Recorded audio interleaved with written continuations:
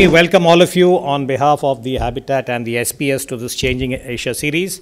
I'm delighted to see the mix of the audience today. Some of you, of course, have been here in the past.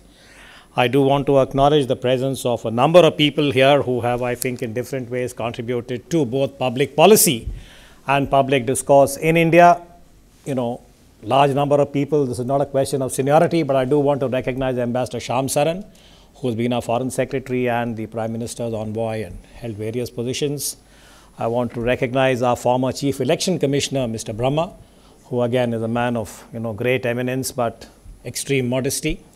Admiral Kaushava, former Commandant of the National Defence College, Mr. Ravi Bhutalingam, Ambassador Suresh Goyal, various other people who, as I said, over the years have done their bit by the country and the public discourse that we try to encourage. I also want to recognize our younger members. We send out a number of invites through social media, and I'm delighted to have Melbourne, students from Melbourne who have seen this on social media and from other parts of the university and college system in India. We have some representatives from diplomatic missions and the foreign media. I'm delighted. But that, of course, I must add in parenthesis, is because of the speaker. Ms. Haidar, as most of you are aware, Suhasini Haidar is the diplomatic editor of The Hindu. And before that, she has had a very, I would say, illustrious and distinguished career in television journalism. For a long time, she was the face of CNN IBN. She was the primetime anchor. That's when I first saw her and heard her. And, I know that many of us said that she brings an enormous amount of depth to both her comments when she was in television and now when she writes for The Hindu. So we made this request on behalf of the Habitat and the SPS to be part of this particular series, and despite her commitments, she landed in town by a delayed flight at 3:30 p.m. today, sent out her text which she'd promised to send me, and she's here. As I said, it's a remarkable sort of commitment to whatever she has undertaken. And this particular subject that we've chosen, the Trump effect, challenges and opportunities for Asia, fits into the larger series, the Changing Asia series that we had started about 3 years ago. And various aspects of the flux in Asia, on different aspects. This particular series is not just about security, strategic studies, or international relations. We've tried to cover it. We've tried to cover different facets through the speakers that we have invited over the last 3 years. And this seemed particularly appropriate at the end of 2018, that ever since President Donald Trump occupied the White House, there are a couple of characteristics or words that have been used repeatedly to describe this presidency over the last couple of years. There is Trump, and there is what you might call as turbulence. There is Trump, and there is uncertainty. There is Trump, and there is petulance. And finally, there is Trump and the tweet with the capital T. Now, these are just some of the ways of, shall we say, describing the President of the United States. But like in all democracies, the citizens of that country have elected Mr. Donald Trump to be the President of the United States. So he remains the POTUS, the President of the United States. And, as in all democracies, we in India are aware of our own, shall we say, experience, that while the elected representative gets elected on a certain plank, in Mr. Trump's case, he has been elected on the Republican plank. Within the Republican Party, he represents a certain constituency. But after taking the oath, he becomes the President of the United States. So there is a certain synergy between the cross of democracy, where you are elected on a certain plank, but once you take oath, you also assume responsibility for the country at large. In similar fashion, as I said, we in India have had our own experience when we had Mr. Modi becoming the Prime Minister, elected on a certain plank, but he is the Prime Minister of India, and how democracy plays out invariably is turbulent, sometimes, shall we say, not so savory. But we will try and examine and review the last 2 years. Ms. Haidar would speak to us about this. And we couldn't have a better person than Ms. Suhasini Haidar to walk us through this particular, shall we say, aspect of more recent global developments. And as I said, she is currently with The Hindu. Prior to that, she was CNN IBN. And on that note, let me thank all of you once again. And my last request We are trying very hard to sort of, build this gravitas to the public lecture. So she'll speak for about 40-45 minutes. My request to you is, please do not leave unless it's a dire emergency till the talk is over. A public lecture needs, as I said, a certain audience participation. And we'll have the first shuffle closer to 8 o'clock. I know some of you have dinner commitments. And then we'll continue with the QA. I hope that's acceptable to all of you. On that note, Ms. Haidar, may I, ma'am, request you? Please.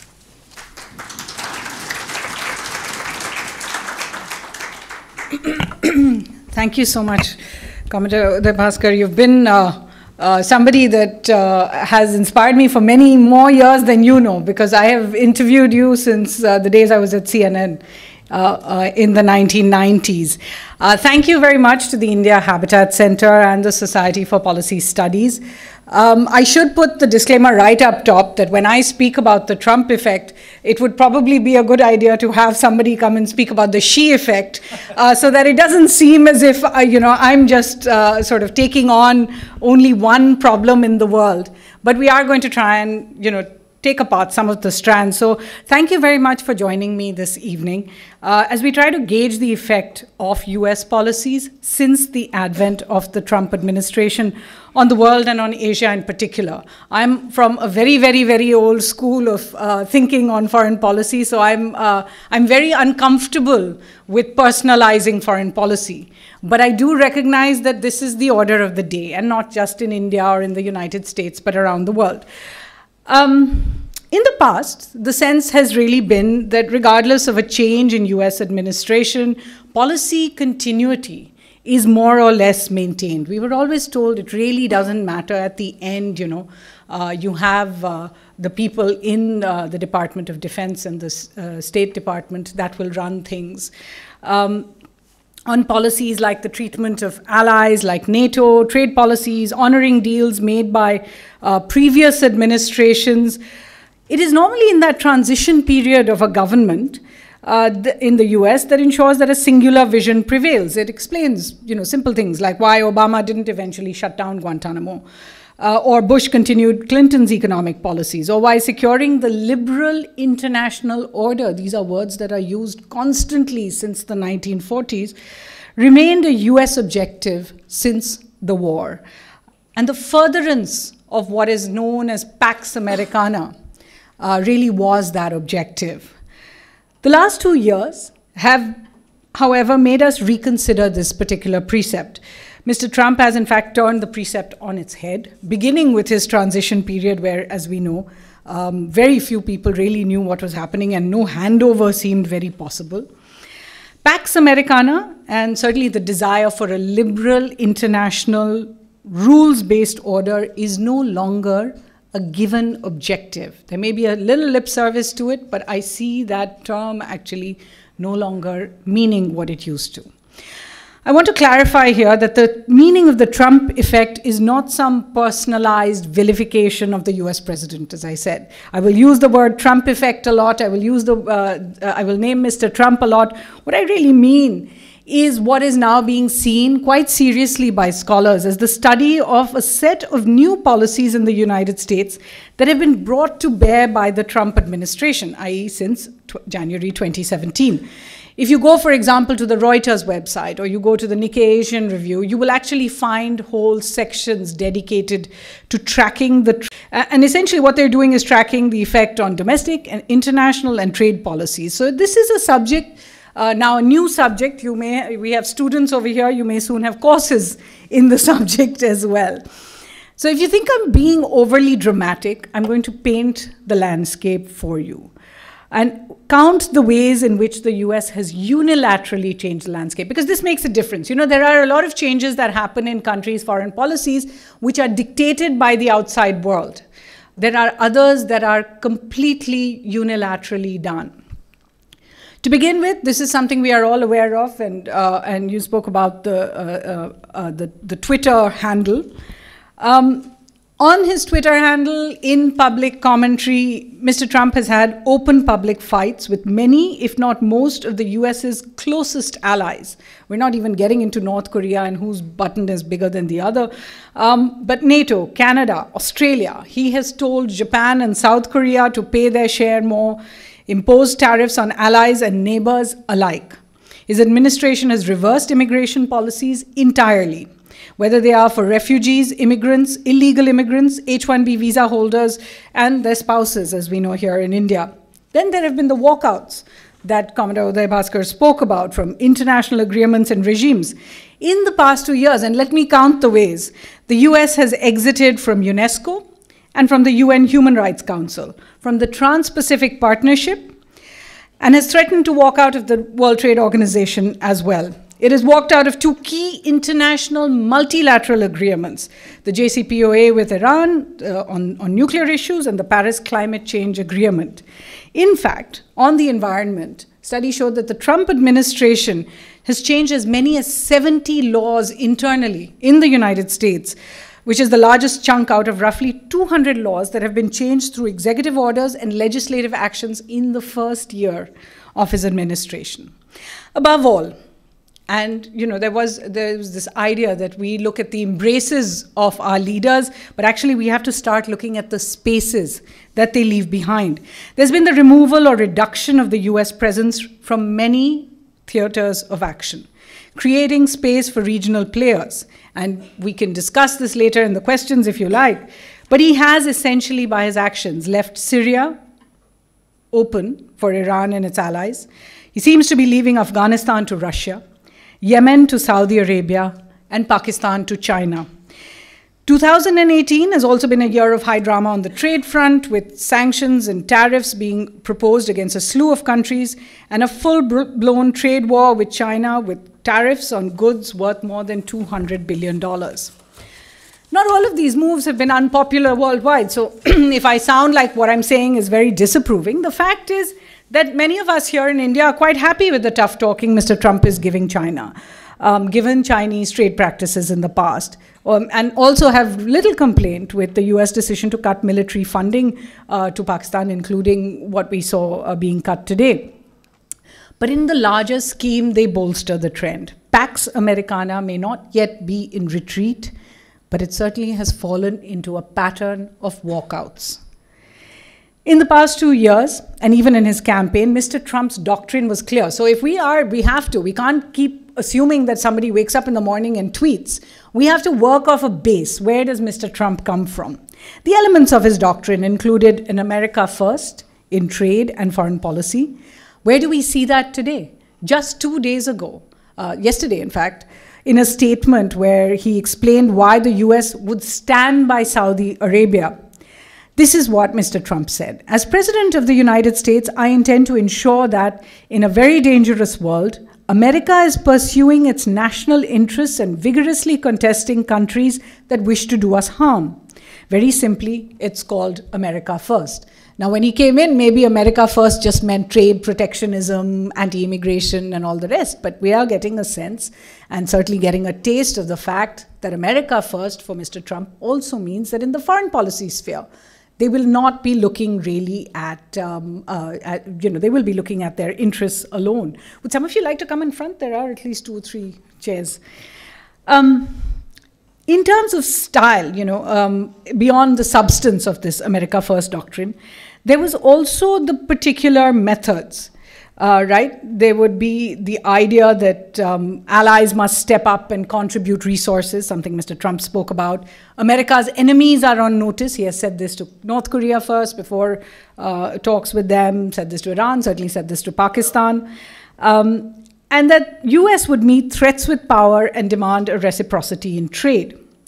But there is one particular method that sounded very familiar to some who had been following US foreign policy of the past. And that was called the madman theory. In fact, Richard Nixon is once famously supposed to have told H.R. Haldeman, who was his chief of staff in 1968-69, and Haldeman wrote this in his memoirs. "I call it the madman theory, Bob," said Nixon. I want the North Vietnamese to believe I've reached the point where I might do anything to stop the war. We'll just slip the word to them that, for God's sake, Nixon is obsessed with communism. We can't restrain him when he's angry, and he has his hand on the nuclear button. And Nixon said, Ho Chi Minh himself will be in Paris in 2 days, begging for peace. So that does sound a little familiar, the idea that the leader is so crazy that we better do whatever he wants because we can't control him. In fact, when I was speaking to a colleague about this, he said, yes, Trump is definitely Nixon with a Twitter handle. To be fair, though, the Trump doctrine is a little closer to another US common acronym called WYSIWYG. What you see is what you get. And that is possibly a cause for greater worry. What are the challenges then that are posed by this doctrine to the world? How must we prepare for them? And are there opportunities we can harness here in India and in our wider region in Asia? So let's begin with India and where the challenges lie for us, and then broaden the theater. Some of what I say now may be contentious. I speak in many roles, but I do speak in my capacity as a journalist. So if I speak about sources and leaks, please do forgive me. In February this year, the phone rang at the White House. Prime Minister Narendra Modi was on the line to President Donald Trump. The call was unscheduled, and in fact, even to this day, the Ministry of External Affairs has never put out its version of what was discussed. At the time, the White House said that the two leaders spoke about events in the Maldives. And everyone was a bit puzzled about what Mr. Trump and Mr. Modi were actually going to say. A few days later, however, Mr. Trump came out with some details of the call. He said on camera that Prime Minister Modi had telephoned him to tell him that he was bringing the tariffs on Harley-Davidson motorcycles, which was a sore point in the relationship, down further. Last year, the government had brought the tariffs down from 100 to 75%. Now, in a notification that was sent out a few days after the phone call, India was prepared to bring them down from 75% to 50%. Here's how Trump reacted, and this is all on camera. He said, the Prime Minister, referring to Mr. Modi, who I think is a fantastic man, called me the other day, Mr. Trump said, and said, we are lowering it to 50%. I said, okay, but so far we're getting nothing. So we get nothing, he gets 50, and they think they're doing us a favor. For most of us in India, the Trump statement merited a rolling of the eyes. There were those who chose to focus, and I just go by media reports on that conversation, on the negativity in what Mr. Trump said. Do the Indians think they're doing us a favor? Clearly, a bit offensive to some of us. There were others who said, well, at least Mr. Trump called Prime Minister Modi a fantastic man and a great friend. But very few focused on the unsaid signals of what Mr. Trump was saying. And as we know now, there are very few things that Mr. Trump says just off the bat of his hand. There are things that he's thinking about, regardless of whether we feel they're rational or logical. The first unsaid signal was that trade is an issue that means a lot, in which accommodating the United States will reap disproportionate benefits, but the opposite will wreak disproportionate anger. The second, that India or any other country must not take their special status with the US for granted.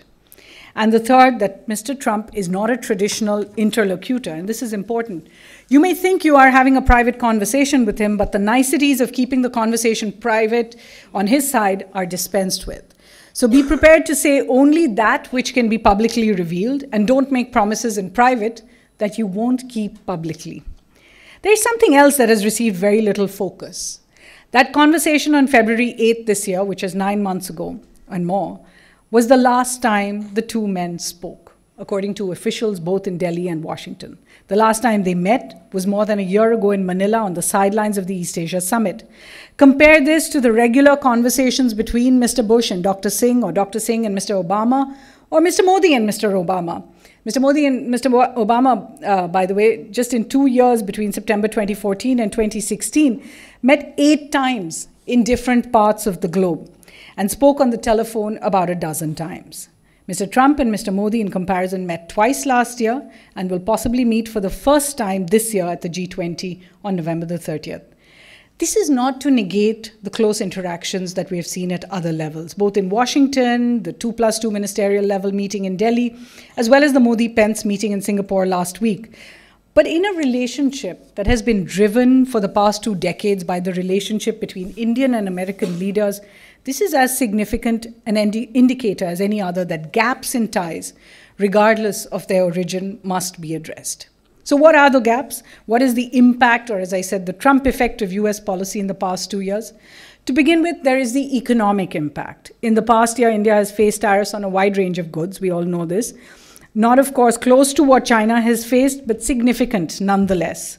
There's been a surge in disputes between the two countries on the US decision to put on review India's GSP export status, the proposed cuts in H-1B professional visas, cancellation of H-4 spouse visas, India's tariffs and resistance to US exports of dairy and pork products, on Indian price reductions on medical devices. We know this is something that upset Washington a lot. And of course, the Reserve Bank of India rules on data localization. That sounds like a lot of things to worry about. Meanwhile, Mr. Trump has called India a tariff king and used the terms freeloader that piggybacks on other economies.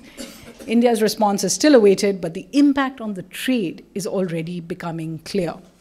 And we can always speak about this in the wider region. And if we speak about Asia, the trade war with China is the overhanging dilemma.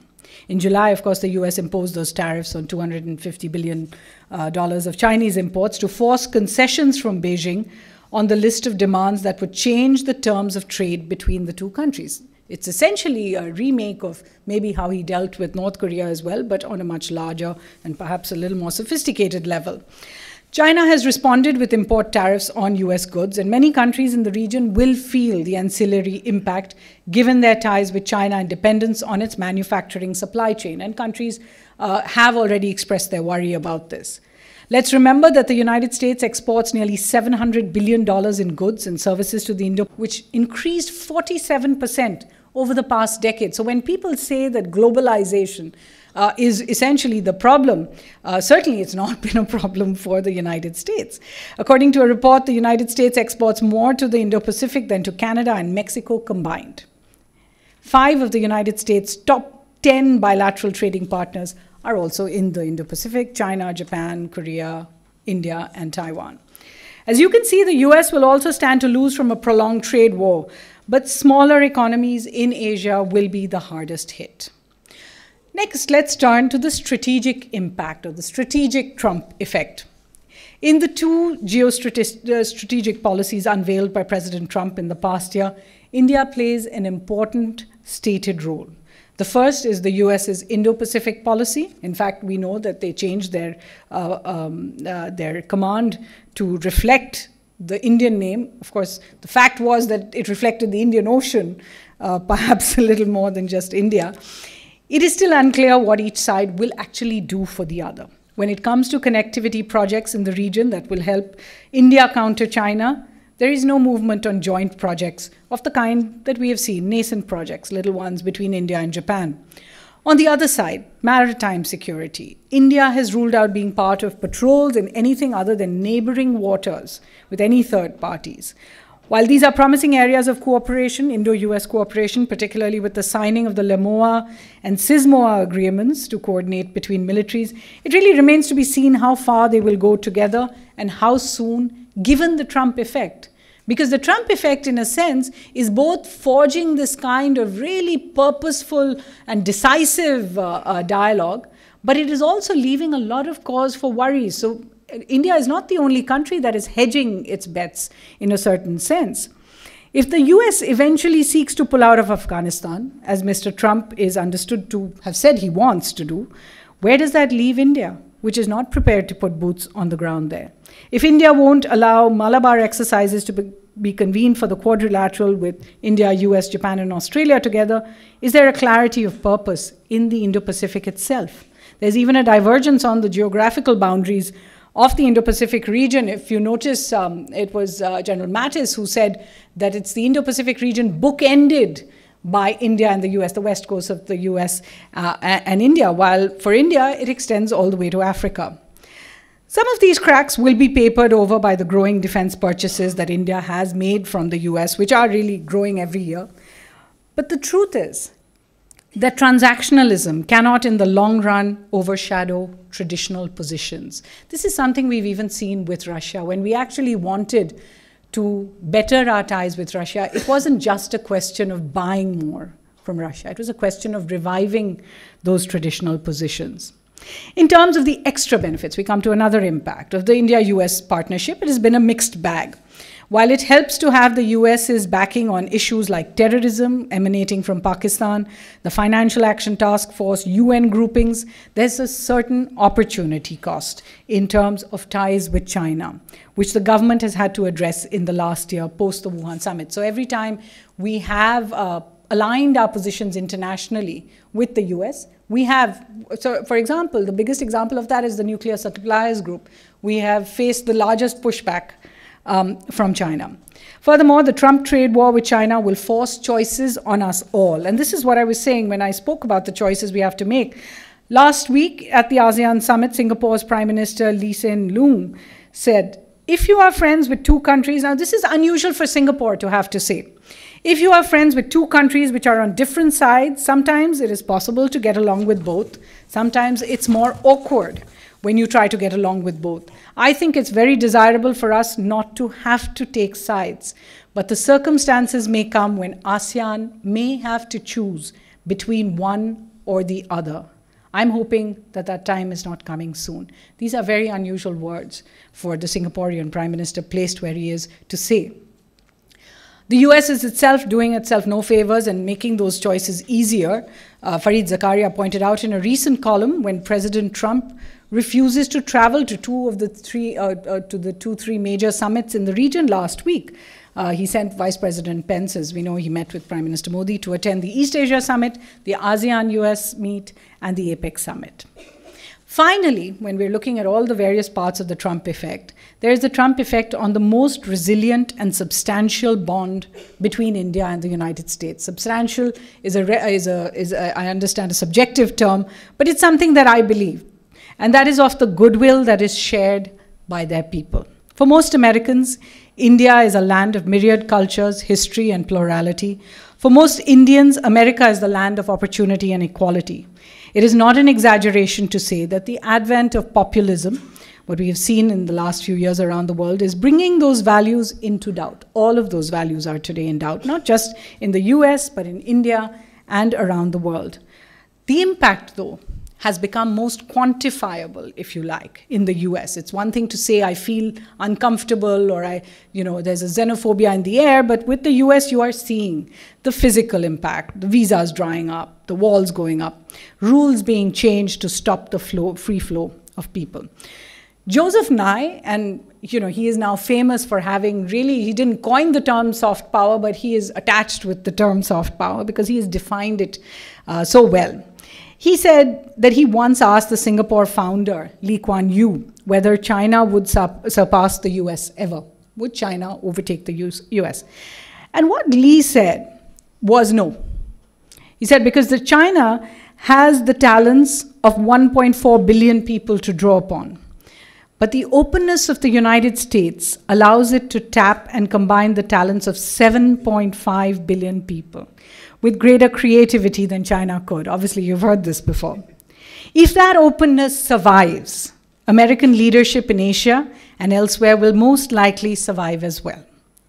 Today, it is that openness itself which is in doubt, as the world watching the Trump administration's immigration bans, H-1B spouse visa curtailment, walls going up, and caravans being stopped. And there is an impact. According to the official annual Open Doors report that was released here as well last week, in the year ended September 30th, 2017, the State Department issued 17% fewer student visas than in the previous year, 40% fewer than the peak year of 2015. They're actually issuing fewer visas. This is not something that has come out before. India and China, with the biggest student intake, showed very low increases. Compared to the past, where there was a constant 10 to 15% increase, India and China showed intake increases of 3 to 5%. The decline in international enrollment is forcing institutions inside the United States to make tough budget cuts as well, which will ultimately impact the US's resource wealth and research and so many other areas that attract the United States to our youth around the world. While the administration says it has only proposed visa cuts, not implemented them, the truth is that the Trump effect is also seen in the polarization of society, the perceived rise in racist attacks within the country. This perception would have to be fought as well, given that according to the East-West Institute that runs the site Asia for America for Asia, it's a very interesting site. Students from the Indo-Pacific contribute more than $25 billion to the US economy. Nearly 68% of international students in the United States are from the Indo-Pacific, are from Asia. Over 730,000 Asian students study in the United States in an academic year, more than twice the number from the rest of the world combined. So this is now an effect that you can see internally as well as externally. Given the broad swathe of concerns with the Trump effect and the setting out of the canvas of challenges, it is imperative that we in India, as well as our near and far neighbors in Asia, consider how we will continue to grow and to secure our futures. It is necessary that the response, as it has been in the past, to China's aggressive growth in the region be calibrated in a much more coordinated way, what the Americans call a joined-up way, without earning unnecessary fire from the Trump administration, much as we have done with China, work the balance with the United States in the way that it has been done with China in some respects. Where possible, the US must be negotiated with and convinced about the detrimental impact of its actions on the world. Where it is impossible to change its course, the US, like China has in many areas, must face a combined and united front. When Washington imposed steel and aluminum tariffs this year, for example, it may have been more productive to have organized a coordinated pushback rather than what we saw, which was each country just going up to the US and negotiating their own waivers by one tactic or another, offering all kinds of incentives. When the US imposed unilateral and unsanctified sanctions, I mean unsanctified by the United Nations, on Iran after exiting the JCPOA, the focus of India and Western countries has been on negotiating waivers on oil trades, negotiating the waiver for the Chabahar port, as well as to build this special purpose vehicle to circumvent the sanctions. So everybody's pushback to the Trump effect has been, how can we get around this? How can we just, dig our head deep in the sand and then just kind of crawl around what is clearly a massive impact around the world? At some point, it will also be necessary for the world to ask Washington, but why? What has Iran done, demonstrably, to deserve these sanctions, for example? If the IAEA certifies Iran's adherence to the JCPOA, which it has done once again just this week, then how does one not see the United States' actions, including the new sanctions that were imposed today, as a violation of the international rules-based system? If the US says it doesn't need the United Nations, won't be a member of its organizations, and rejects the multilateralism that has held the world instead since the war ended in 1945, then what is the alternative platform that we are going to be able to achieve? Can unilateralism, transactionalism, and bilateral dealings, which everyone says is the pragmatic way forward, can all of these only lead to anything but trouble for the world in general? And if, as the Trump effect continues, the trouble is inevitable, then is it not more pragmatic to face those challenges, armed with people who share the same principles and values than without? The need of the hour really is a detailed understanding of the Trump effect, studied without perhaps the unfair prism, and I do want to make that clarification, of anti-Americanism. Speaking about what he called the crisis of the collective system, French President Macron has urged the world not to allow the unraveling of the US of the rules-based order. He said this: in saying our interests first, whatever happens to the others, you erase the most precious thing a nation can have, that which makes it live, that which causes it to be great, and that which is most important, its moral value. Sounds familiar? At another event, External Affairs Minister Sushma Swaraj has said, there is a storm of protectionism at the global level, which is centered around the concept of me and myself. But India believes in the concept of we, us, and ourselves. If everyone views the other as equal, then there is no place for protectionism in it. My guess, ladies and gentlemen, is we will hear more such lofty words from more corners of the world in the months to come. They must be heeded. Thank you very much for listening so patiently. And I'd be happy to take questions.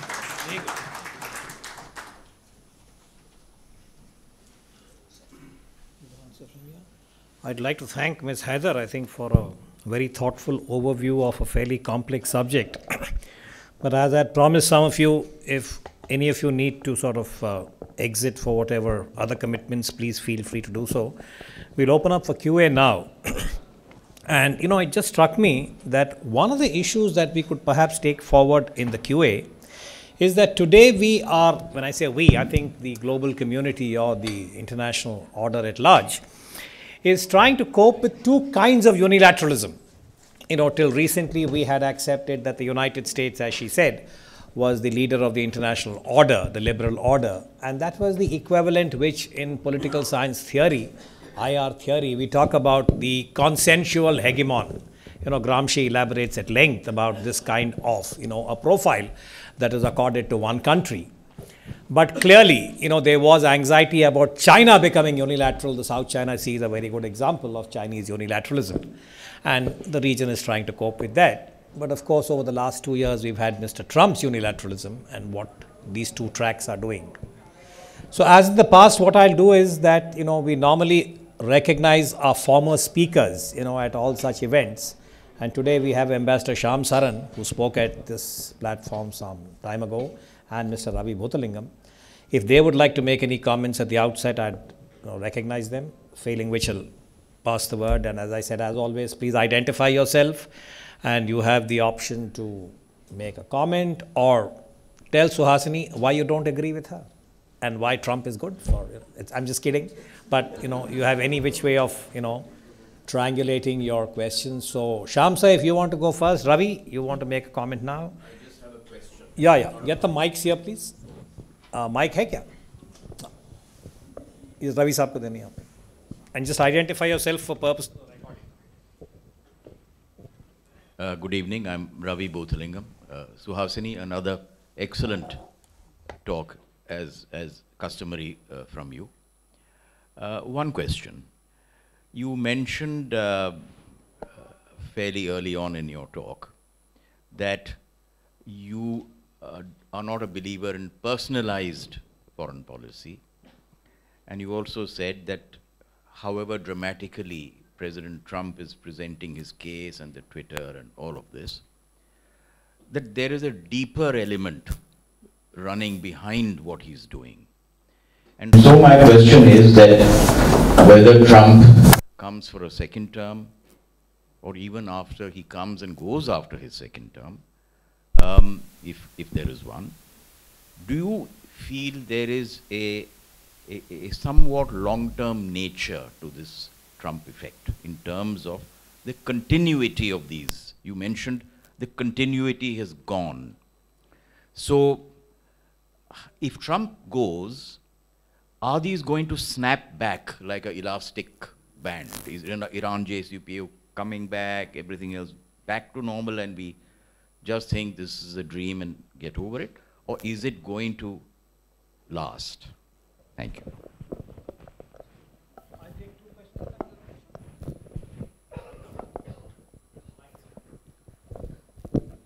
Thank you. I'm Sanjeev Srivastav. I'm a researcher. Is similar to what Sir asked, that this Trump phenomena, is it limited to Mr. Trump till the time he's in office, either for 2 years or another 6 years? Or is it a pattern? Like even after he goes, who knows, the similar personality follows Mr. Trump in the White House. What we have seen before Mr. Trump, Brexit happened. And now what we are seeing in Brazil, that a far-right personality has become president of the Brazil. So is it the phenomena what we are going through? And if that is a phenomena, a pattern, then how are we going to deal with this? Thank you. Well, I do think that the Trump effect is a lasting one. I don't think you can snap back from a lot of policies, because essentially Mr. Trump, and I think we were just discussing this, Mr. Trump has changed the way a lot of Americans think. This narrative of being the victim of bad trade deals with other countries is something that does resonate inside the United States, and they just take a look at their deficits and think, this is it. But the truth is that he is there because he represents something. He's there, for better or for worse, he is the democratically elected leader of the country. That often means that that's something that people wanted. And as a result, I would think that a lot of the effects that I have spoken about, the retrenchment of the United States in strategic spheres, the complete overturning of international agreements, will be difficult to turn around. You would have to find someone like the reverse between President Hollande and President Macron to try and even on the face of it make those differences. But I don't think you're going to find somebody being able to come in and completely turn things around just yet. The truth is that a lot of what he has said, and I'm sorry if I made it sound any differently, a lot of what he said is believed. It is not just he who is saying it. And let's be fair, let's give him his due. He has managed to bully the world, and he has managed to get people to back off. He has managed to get China to reconsider its position. This was not thought of about a year ago. He has managed to get most of us to say, not as I said in my talk, that say, no, this is wrong, you shouldn't be doing it. Instead, all of us are saying, how can we be spared from your anger, And so I think that he's going to leave a lasting legacy. The place where I think there will be a tilting over of the balance is when the US retrenches so much that it becomes a little less relevant to the world.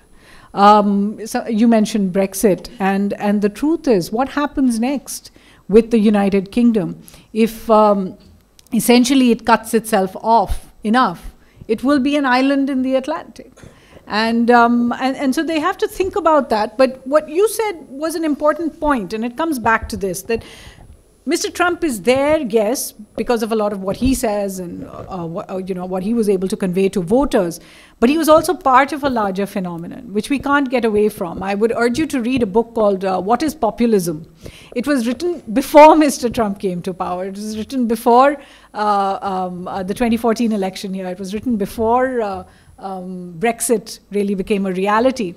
And it looked at some of the broad themes between what it defined as populist leaders. What were the populist leaders doing? They were appealing to a majoritarianism, but it wasn't to the majority. It was appealing to the minority within the majority that feels in some way deprived, that feels in some way that it has not got its just share. And in each of the cases that we look at with populism, that is what each of the leaders have been able to put their finger on. They've been able to find that consolidated minority within the majority that essentially does that. They've been able to use foreign policy essentially as a tool for domestic policy. I mean, here you have Mr. Trump actually saying that the relationship with Saudi Arabia is basically about what he needs as a country. It's basically because of domestic policy. So, I mean, if nothing else, it's at least honest. Can you imagine a prime minister in our country saying essentially, I need to be horrible to Pakistan because it works for my domestic policy? Nobody's ever going to say that. But Mr. Trump has, and it's a White House statement. It's not just a tweet that he put out.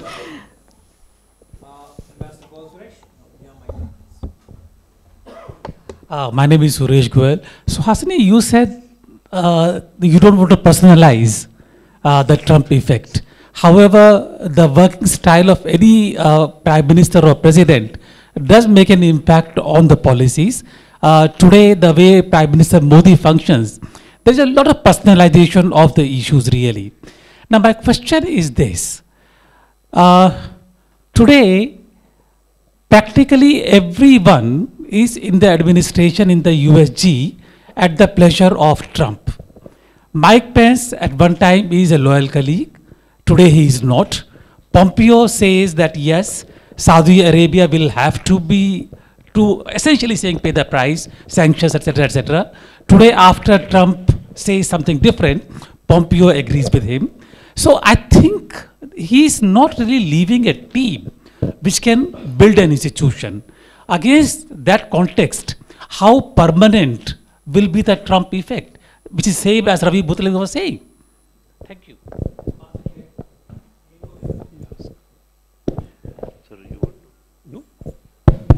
Yeah, Suhasini, don't you think, Dr. Sarjeet Dudeja, don't you think that USA claims to be a superpower and it lost its superpower status? The way he got elected #1 because of Putin, it's a fraud system, and Hillary was much more popular. First thing. Second thing that recently Trump said we are not a developing rich country, we can't give fund to everyone, so we are also a developing country, though this is also a count to lose its status. Thank you. Yeah, sure. Oh, okay. So then we'll just do it very quickly.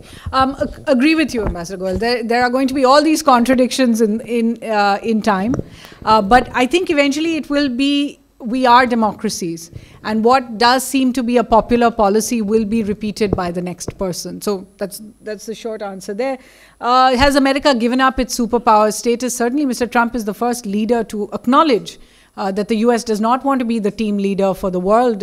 He's in fact looking for someone to just move into Afghanistan so he can move out of it, and he's done that in so many other places. So, but the truth is that there is an articulation, and then it takes a little time to happen, and things can change in between those two. At the back there, you had asked. Yeah, go ahead, back to back. Sharp questions. I have 12 people on the list. Yeah. So my name is Amrit Tripathi and I am a student. You did call up the elephant in the room, that the public, whether it is the USA or the Britain or others, which have been driving people like Trump on the heads of the democratic institutions, and that is that they are being a part of a rich country like USA or Britain, they have been facing pains in terms of being able to get a respectable income out of there, and that is what has been lately driving the democratic policy direction per se in the entire European continent and others. So how do you think, and this is because of the business gains that we have made in the past decade or so, the longest prosperity that we have seen stably, and what that has led to is that when the business has gained, the people have paid their prices, that by being the parts of USA, their share of the pie has shrunk. So what is the policy balance, where will we reach, the direction we have moved in, what is the balance that we will achieve to balance both parts of the pie? Understood. Just pass the mic to Alex. My name is Narayanan. With the permission of the chat, 2 questions. The first question is deviating from the topic. By April or March 2020, the Democratic Party will have its primaries to select the next presidential candidate or person to oppose Trump. And as you had pointed out, Trump has done everything he said in his election, starting from moving to Jerusalem, the embassy to Jerusalem. He has recorded 3.5% GDP growth, which no economist believed. What is the headline catching or tweet worthy policy decision he's going to take in the next 15 years? Because he has to capture electorate. The Midwest America is traditional Republican, but he has to capture the East Coast and the West Coast. He has to break into the Democratic stronghold. And what is that tweet? And that is a theoretical question. Second question, why are we so afraid or reserved in the chaos that Trump is unleashing? Isn't it good? Isn't it an opportunity for the whole world to raise? Because till 1917, America was a reserved country. It was the chaos of Kaiser Wilhelm and Adolf Hitler that it was on that foundation that Pax America was built. Had it not been for Kaiser Wilhelm and Adolf Hitler, America would still be the Newfoundland yet to be discovered. Thank you. Yeah. Basically, I think you're absolutely right, and I will step out of my brief because this is not my subject, economics. But the truth is that I think you've really put your finger on something. Regardless of whether Mr. Trump comes to power, regardless of whether the United States turns the world on its head, there is a real problem with globalization.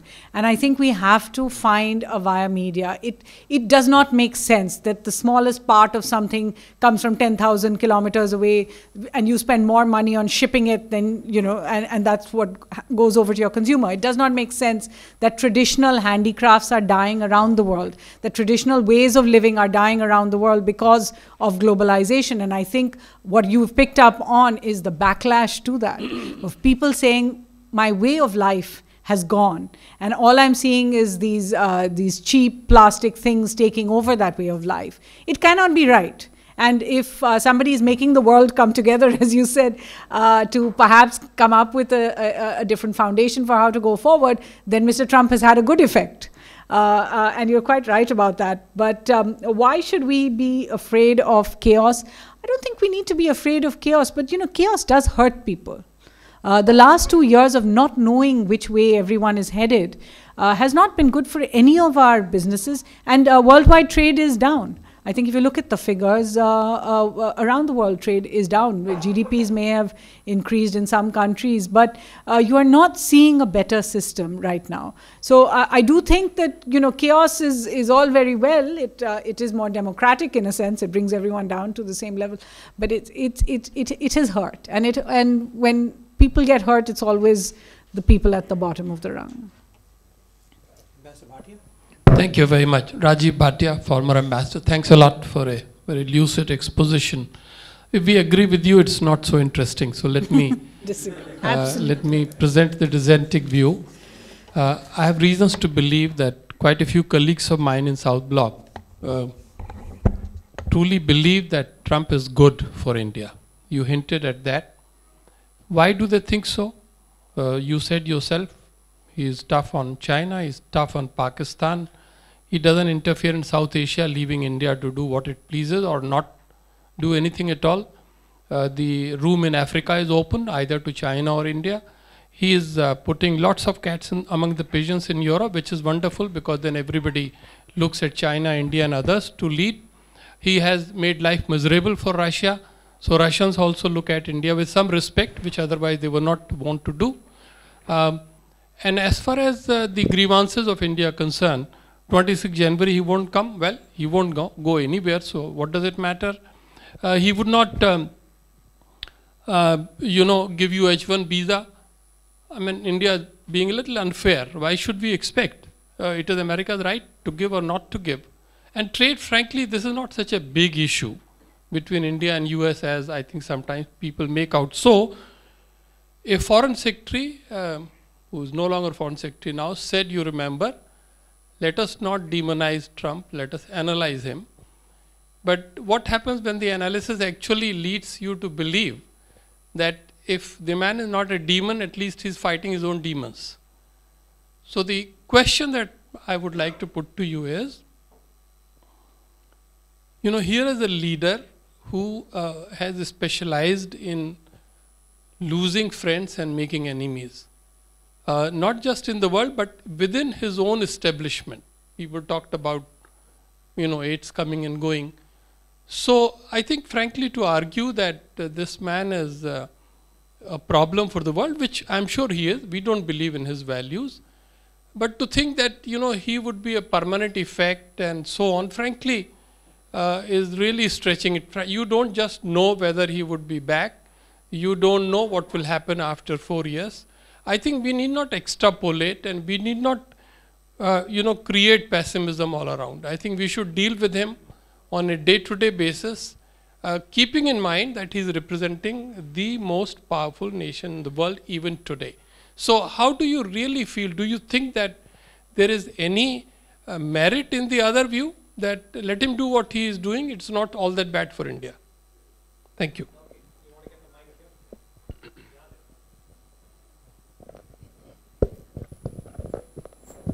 My name's Donnie. Can I? Okay. So, clearly, have you factored in the midterms? That's one thing. Because if you really look at the way Mr. Trump was elected, if you take away Pennsylvania, Wisconsin, and Ohio, he really didn't carry the rest of the country. Was that, and if you really look at the way the election swing has happened, mostly it's been in red states, right? So you made a point about him convincing certain people and people changing their minds and moving over to his side. I'm really wondering if that's what we're really seeing on the ground, because what seems to be happening is he has a core, and many of the postulates on which that core is based are not real. They're shifting sands. I mean, like you said, they're illusions, right? So it seems like in a lot of places, the illusions are, you know, there's light on the illusions now, and some people are moving back from him. And if we were to extrapolate this with a greater blue state election, do we really see him coming back? And as a corollary to this, in terms of lasting impact, while in a lot of these things they may not be, one place where there is likely to be definitely a lasting impact is the legal system. Because it's a case law-based economy and country. And if you have a definitely permanent conservative majority on the Supreme Court, and a lot of the judges down the road have been changed, you have interpretations of laws which will probably go Mr. Trump's way. Though a lot of conservative judges are now beginning to give liberal judgments. Right. So that's my question. Do you think that lasting impact thing will survive these issues? Ambassador Bhatia, you're absolutely right, but I do have to ask the basic question, which is a bit of a contradiction here, which is that the greatest supporters of America's power are essentially advocating that America will be more, you know, will remain the same even as it retrenches. And my case would be that if you are seeing a situation where the US is retrenching from positions, then America may not be the most powerful country in the world. Is it or is it not in everyone's interest to see an America that has held the leadership of the world in a powerful position? I would actually posit yes. So in a strange way, I'm actually supporting an idea of America that doesn't seem to be shared by some of the people that you had mentioned. Is Trump good for India? Yes, but if you are accepting, I mean, in the parameters that you said, doesn't interfere in South Asia, is going after Pakistan, is getting tough with China and all the rest. But in a sense, firstly, there is no predictability to that. Tomorrow he may be made to believe that there is a certain value to dealing with Pakistan, he will do that. For all we know, he is dealing with Iran today simply so as to cut a deal tomorrow, which we will all pay for because we have come through all the upswings and the downswings of oil and the unpredictability there. And finally, you may have a system which we've seen in the past with Obama when he went in to talk about the G2, where after having got the whole world, you know, to be okay with him taking on China, he actually goes and cuts a deal there. So, and we've seen that in his tweets, that every few months we hear, you know, so-and-so is a great man, and so-and-so is a great friend, and it's all going well with so-and-so. And we have to start worrying. So in the large scheme of things, we may be lulled into a sense of complacency with the idea that for today, it's okay, it's not bothering me. But what happens when he creates those spaces?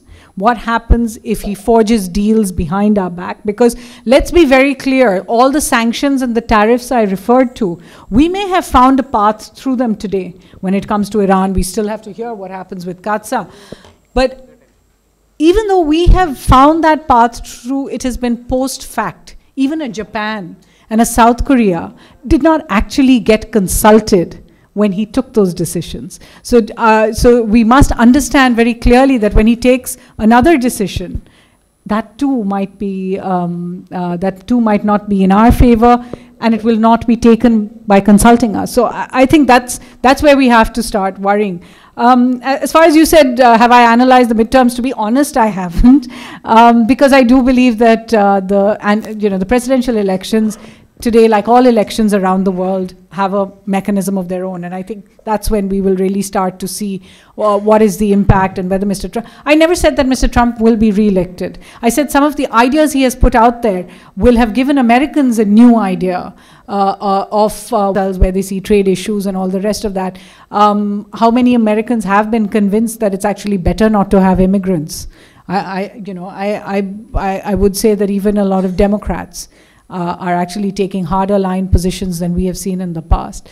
So, I would say that some of those ideas will remain regardless of whether he's re-elected. May I just add one line, since you raised this point, and Rajiv, Ambassador Bhatia also made this point about the permanence of the Trump effect. I think we will see a certain amount of that, for instance, in terms of the nominations to the Supreme Court. But then Mr. Trump is not the first president to pack the Supreme Court with his own choice. What is different, perhaps, is the quality of people who are being elevated, meaning that if you look at the last 40 years from FDR, or more than 40 years from FDR to Trump, there have been a number of instances where US presidents have chosen their own, shall we say, preferred candidates. But by and large, those candidates for the Supreme Court maintained a certain median, both in terms of their personal probity and otherwise. I think Mr. Trump is making that departure, and that could have a long-term effect, I would make the case, on the institution in the United States, and how that will play out, I think, time will tell. Ma'am, you? Hello, ma'am. Hello, sir. My name is Leshri, and I've just graduated. I have this question that you're saying US is creating problem for Pakistan, China, and it don't have good relations with Russia. And now Pakistan is having good relations with, like, kind of agreements with Russia and Pakistan, China. So Pakistan, China and Russia, if three of them come together, will it create a problem for USA, like in future, or in like 2-3 years or whatever?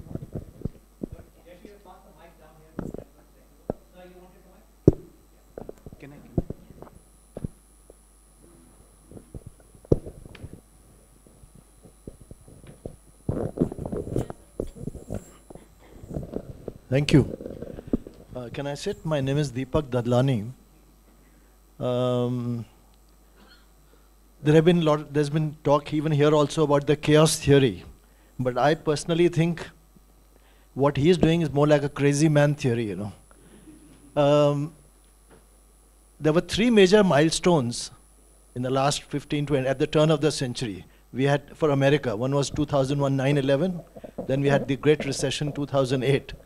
But I think the biggest milestone is election of Mr. Trump, because it's doing damage not only to America, but to many other parts of the world.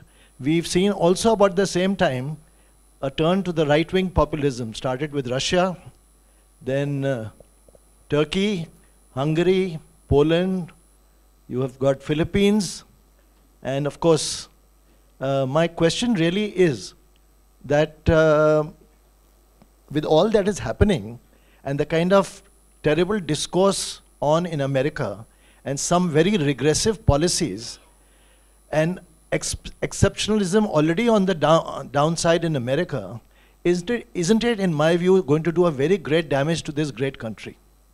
Thank you. Ma'am, quick question here. You have the mic. Yeah, I'm Dr. Walia. A very quick question. Can you also spell out the main opportunities for Asia?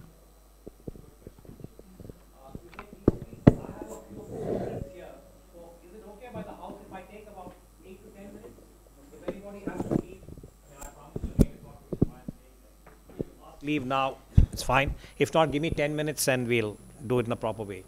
You can take these 3. Very quickly, Russia, China, Pakistan coming together will be a problem for America. They'll also be a problem for India. But I think, everybody is working on this transactionalism at present. There are no, like dyed-in-the-wool alliances that we're talking about. But what you're referring to in the larger context is what I was trying to say, that don't just look at the embraces, look at the spaces that are being left behind, because there will be no vacuum. Somebody or the other will step in and take care of a region that America is retrenching from. As far as it is called the madman theory, in fact. It's called Nixon's madman theory.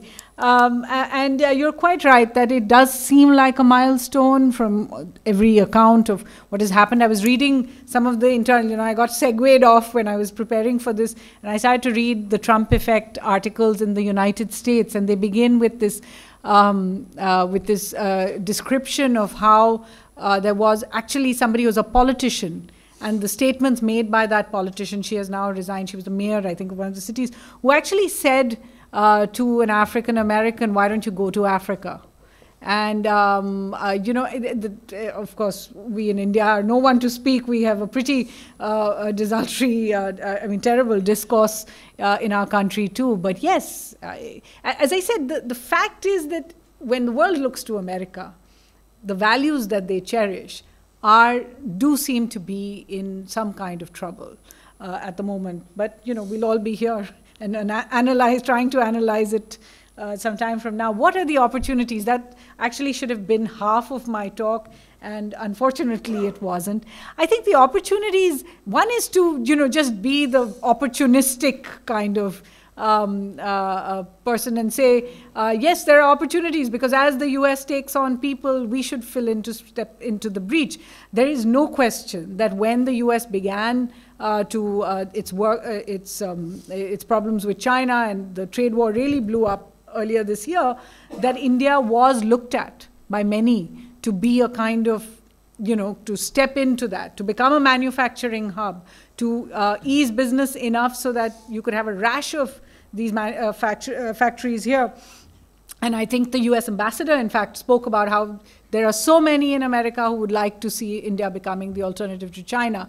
Of course, it's early days yet. There are others in ASEAN particularly who would like to see India taking a leadership role, of taking positions and using the opportunities that are being left by the US in this region to, for example, forge ahead on the RCEP. Those haven't yet been realized. There are others who would like to see us do a little more patrolling, a little more in the maritime sphere. They haven't yet come to a fruition. So you have, one is the opportunistic way. The second is the way where India takes a greater leadership role, whether it's in the conflict areas, whether it's in others. And the third is the one that I actually referred to in my speech, which is a more consensual sort of approach, which involves taking people on board with the issues, but it will require for people to be united on principle. That's not always easy. When the current multilateral fora are not allowing you to use to speak on principle purposes, then it's harder to get people together on that idea. But I think Iran was a lost opportunity. Here you have a situation where America is definitely in the wrong. They have walked out of a deal that they signed on to. They are asking people to stop doing business with a country, or else they are proposing to starve an entire population. And they are talking about sanctions in a way that nobody quite understands how they're expected to work, and yet they are sending the international oil system into a tizzy. There are so many places where a united world could have taken on the United States, but we didn't. Just to add one more line, if I may, in terms of the Trump effect on American state and society. We have not discussed it, but clearly I think what Mr. Trump has done to gender, some of his public statements, about women have been absolutely deplorable. It's been said as explicitly within the United States of America. But again, this is part of the phenomenon that we are discussing or trying to analyze, if we can put it that way, about what he has done, to discourse and what I might call as the benchmarks that earlier were not acceptable. Now they're being lowered. And sometimes you wonder as to, can it be lowered further? But that I'll leave it aside because it's a complex Every day subject. we see the lower and the lower. I have just two students. I don't want to not recognize them. Is it okay by everyone if I, sir, you, and then one more person at the back who asked. Was it you? Yeah, just two, and then we'll close. Please identify yourself. Good evening, ma'am. I'm Abhishek. And my question is, Defense Minister Nirmala Sitharaman said in an interview, while she was asked about the sanctions on Iran and its effect on India, she said it's a US sanction, not UN. So is India taking these sanctions lightly, right? On a way that it believes that India is a market and it can negotiate with the US bilaterally so that it comes with certain benefits for India. Thanks. Pass the mic there. Quickly now. Twitter questions. Come. Good evening, ma'am. Good evening, sir. I'm Ishan Jaipuriar. I'm a law graduate. A quick question. So I just wanted to know if India is it legitimate to expect that India would stand to benefit from a temporary chaotic world order wherein we'll have a softer China, softer Russia for a transient period of time, and also a market to explore where China is sort of on the back foot. Okay, last question, Delhi University. My name is Keshav Chandra. I am from Delhi University. US top diplomat said, tell China, we want competition and so also cooperation. So both things happened same time with China. Thank you. Quickly, just raise your voice. Good evening, I am Commander of Department. Thanks for the lecture. Actually, this the analyze carefully, Trump's effect is the effect, it is not the cause. There was a general financial crisis followed by, we can see all the wars which America is fighting, the trade imbalances. They tried Obama and they didn't find any solution. The public is now trying Trump, who is more of a businessman than playing the common rules of diplomacy. So if we look carefully, there's not much of a difference, being that Obama was also fighting those wars. He was also maintaining those monarchies in be it Egypt or Saudi Arabia, and Trump has just bid on it to a limit. So the question is, the actual policy will not change much. Trump is playing to the gallery, and then finally we will realize that there is a method in his madness and will be benefit to the US. All right. They're very popular. You want to go ahead? Oh, Go ahead. Thank you, ma'am, for the insightful talk. My question is that America having played its hand, overplayed its hand earlier, mainly due to dollarization of international trade, and now that Mr. Trump is unleashing uncertainty in the global trade order, are we in need for new global currency so that domestic policies like CATSA cannot harm the global trade order? Okay, done. Cheers. Very nice. I can close the questions. Ma'am, all yours. No, and really, thank you for the questions. They've just really had me on my toes. To begin with, is India taking the sanctions lightly? In a sense, you're quite right. Even External Affairs Minister Sushma Swaraj, when asked on May 31st, I think, said that India does not recognize unilateral sanctions. Yet everything we've done since then has kind of belied that, because we allowed Nikki Haley and all the rest to come here and tell us, cut down your oil. We allowed other officials to go from here to discuss why CATSA should not be put on India. So we have not stuck by the idea that US sanctions. We have tried to cut our own deal with them. I think, look, I mean, it does make sense that if you are looking at all of this chaos around and you're looking at all these major players all behaving in slightly irrational ways, it makes sense to just buy time. It makes sense to kick the can down the road, if you like, but not to forget that we have kicked the can down the road. Would we stand to benefit from a nicer Russia, a nicer China in the short term? Yes, we already are. We're doing trade negotiations with China, which we never thought were possible before, and China is opening new lines with us and that sort of thing. Russia is being extremely nice to us. Remember, they reached out to India for the Sochi summit. So there's no question that in the short term there are some gains to be had. The question really is, as I said just now, are we just kicking the can down the road and dealing with the situation today and saying, after elections, even we will see what happens after elections? Can there be competition and cooperation for the moment? For the moment. And it's not just in trade, right? The competition and cooperation will be in all kinds of spheres. Are we able to think about cooperation with China in our neighborhood? Not yet. So, not always. I agree with you, sir. There's no question that when you say that the Trump effect came because of some of the policies that Mr. Obama had that didn't give Americans a solution. But I would beg to differ when you say that that Trump's effect is just on the top. is just a surface effect, because it's having a very deep effect inside America. It's changing America's polity. It's having a deep effect on the international structure. It's having a deep effect in setting precedents when it comes to actions around the world. And it is having a deep effect, as I keep saying, this idea of, look at the spaces created. The space was created for Saudi Arabia to unilaterally blockade Qatar, to unilaterally continuing this bombing of Yemen, and to fly in the Prime Minister of Lebanon, take away his cell phone, ask him to resign on your, on your soil. And it wasn't until he went back, and actually Lebanon had a president who said, I will not accept the resignation until he's back on my land. These are unilateral actions that are taken only because there is a lack of international order.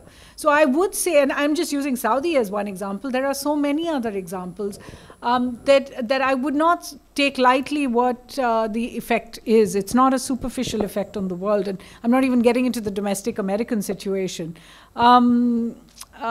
Has Trump overplayed, I think you asked, right? Is the uncertainty going to, was that your question? No. Sorry, your question.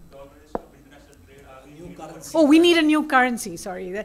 Again, not my field exactly, but I do sense that if there is more of this kind of unilateral sanctions, we are going to see that emerge on its own. Remember, Europe has failed to provide a special purpose vehicle on this time around when it comes to Iran, but they haven't given up trying. And if there are enough countries antagonized for long enough, you may actually see it happen. India has already built a certain small, alternative, if you like, from 2012 onwards, but you will see more of that.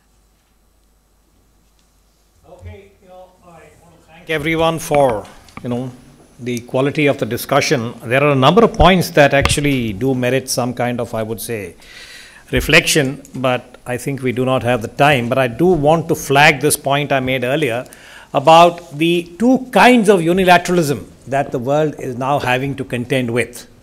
Till recently, there was a sense that it was China's creeping assertiveness that was of relevance in Asia to India in particular.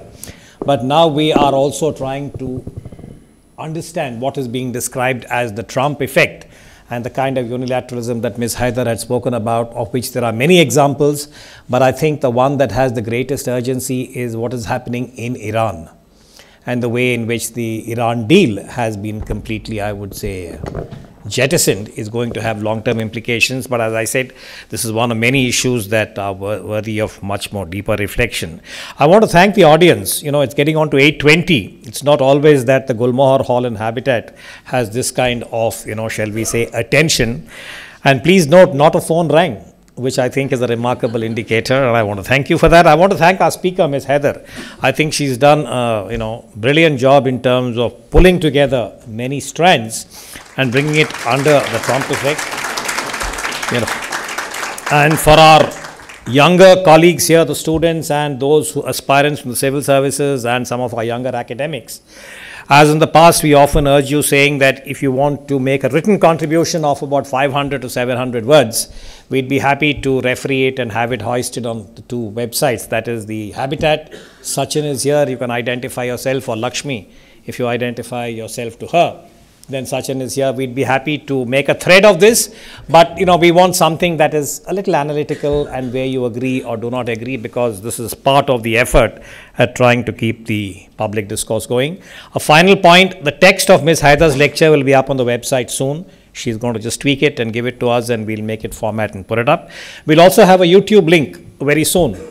And the last aside is that when this went out on cyber, this morning I got an email from one of those, I would say, eagle-eyed cyber hawks who said, we have seen this particular thing, Ms. Suhasini Haidar, Hindu, etc., etc. Is there a live stream? I promptly asked Habitat, and we said we can't do it. So all I want to say is that this is a subject that is eliciting a considerable amount of interest. But more than that, Ms. Haidar's, shall we say, profile, commands enormous, shall we say, attention. And there was a point this evening when I was selling tickets in black for payment in cigars and cognac. But on that note, thank you so much. We'll do this again in January. Happy New Year, everyone. Thank you, Habitat, and thank you, Lakshmi, and all our colleagues. Thank you, Suhasini.